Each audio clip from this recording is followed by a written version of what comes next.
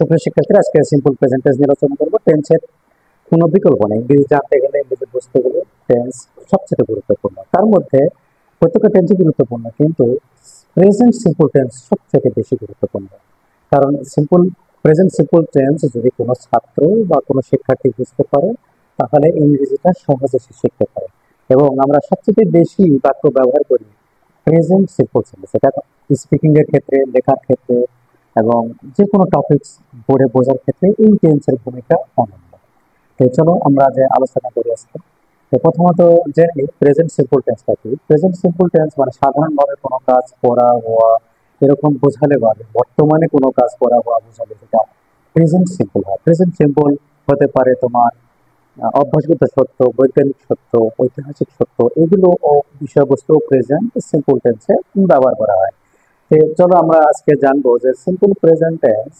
আজকের এই ক্লাসটি শেখার পরে তুমি অবশ্যই বুঝতে পারবে যে ইংরেজি কোনো টপিকস পড়ে তুমি নিজেই বুঝতে পারবে যে কোনটা কোন টেন্স, এটা সিম্পল প্রেজেন্ট টেন্স কি না, প্রেজেন্ট সিম্পল টেন্স কিনা, এটা আজকে বুঝতে পারবে আজকের ক্লাস থেকে। তো চলো শুরু করি।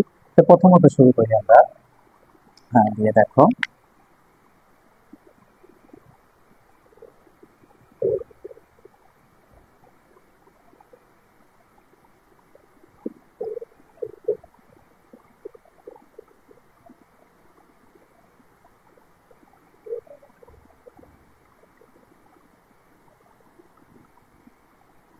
হ্যাঁ, এখানে আমি লিখেছি আই আই উই ইউ দে। হ্যাঁ, নেক্সট ভার্ব লেখা আছে লাইক, ওয়ার্ক, ওয়ার্ক, ইটিসি, মানে এরকম আরো ভার্ব হবে। তো সেক্ষেত্রে দেখো, লক্ষ্য করো, আই উই ইউ দে এগুলো পরে ভার্বের শেষে কোনো এস নাই, এস নাই। এগুলো সবই হলো ভার্বের প্রেজেন্ট ফর্ম। তাহলে একটা বাক্য লিখি, বাক্য লিখলে তুমি আরো বিষয়টা বুঝতে পারবে। যেমন I work in a bank, আমি একটি ব্যাংকে কাজ করি। এখানে দেখো, এখানে ওয়ার্ক আছে, ওয়ার্কের সাথে কোনো এস এস কিছু নেই, শুধু ওয়ার্ক আছে, আয়ের পরে ওয়ার্ক আছে। আরো লিখি we play cricket in the field. এখানেও দেখো, লক্ষ্য করো, এখানে উই এর পরে প্লে দেওয়া আছে, প্লে এর সাথে কোনো এস এস নেই। আর একটা ভার্ব লিখি দে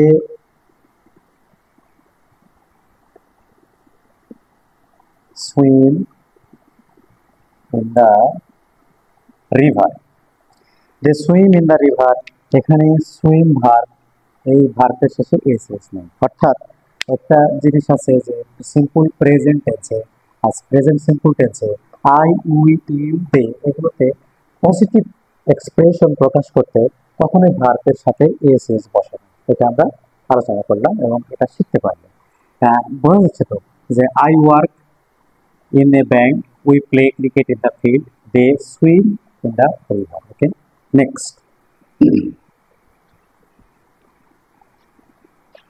এবার দেখো, আরো কিছু প্রোনাউন আছে, সেগুলো কিভাবে ব্যবহার হচ্ছে। He, she, it,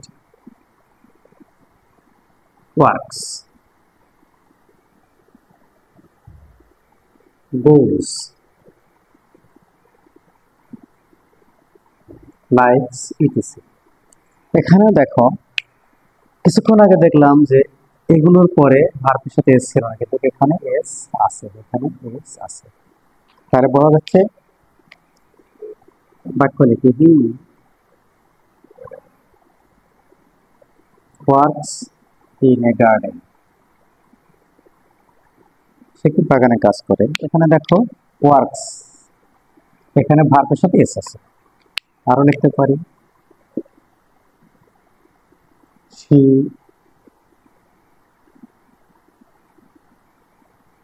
goes to school, এখানে লক্ষ্য করো গোস ভার্বের সাথে এস এস আছে। তাহলে ভার্বের সাথে এস এস থাকলে এটা প্রেজেন্ট সিম্পল হবে।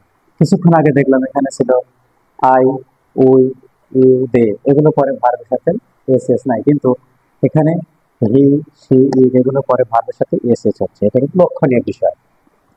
আমি এরকম বলতে পারি ইট রেইনস, ইট রেইনস, বৃষ্টি হয়। দেখো বৃষ্টি হয়, ভার্বের শেষে কি আছে? এস আছে, ঠিক আছে।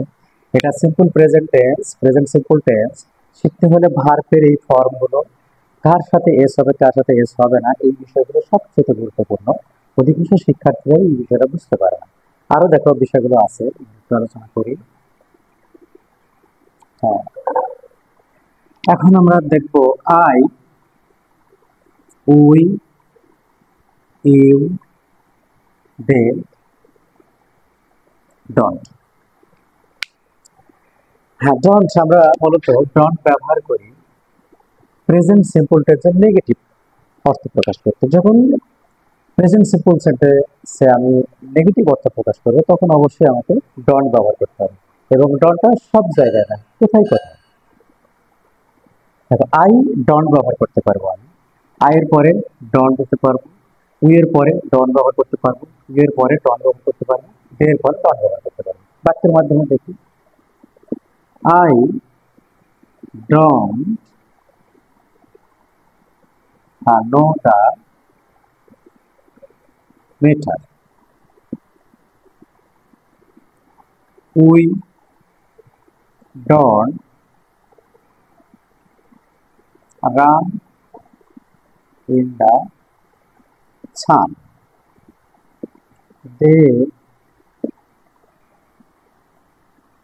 don't work in the rain। হ্যাঁ, সুপ্রিয় শিক্ষার্থীরা লক্ষ্য করো, আয়ের পরে ডন বসেছে, উই এর পরে ডন বসেছে, দে এর পরে ডন।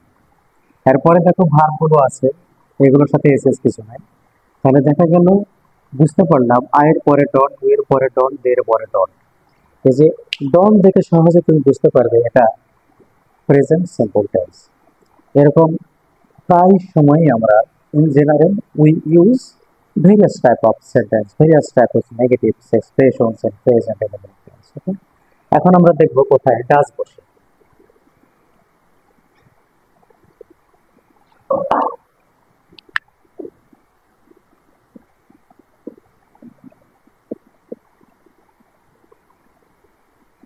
doesn't,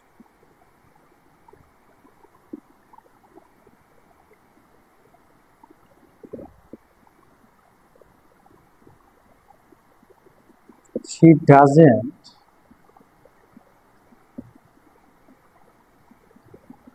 know the notice,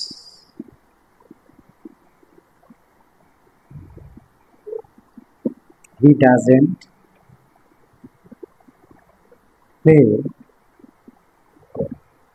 in the sun,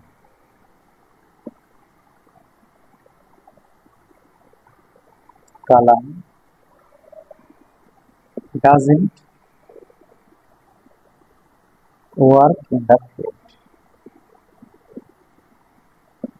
এখানে লক্ষ্য করো যে শিক্ষার্থীরা, হি, সি, ইট এগুলো পরে নেগেটিভের ক্ষেত্রে ডাজেন্ট। তাহলে কিছুক্ষণ আগে আমরা দেখলাম ডন ব্যবহার হলো, এখন দেখবো ডাজেন্ট। ডাজেন্ট লক্ষ্য করো,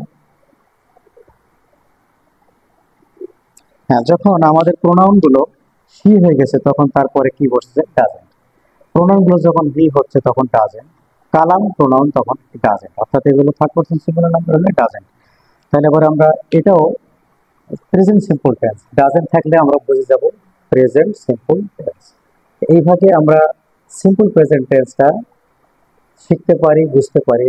আর যদি তোমরা কোনো কিছু শিখতে পারো, আমাকে পজিটিভ কমেন্ট করো, এবং কিভাবে সেখানে তোমরা বুঝবে সেই বিষয়ে অবশ্যই জানাবে। All the best.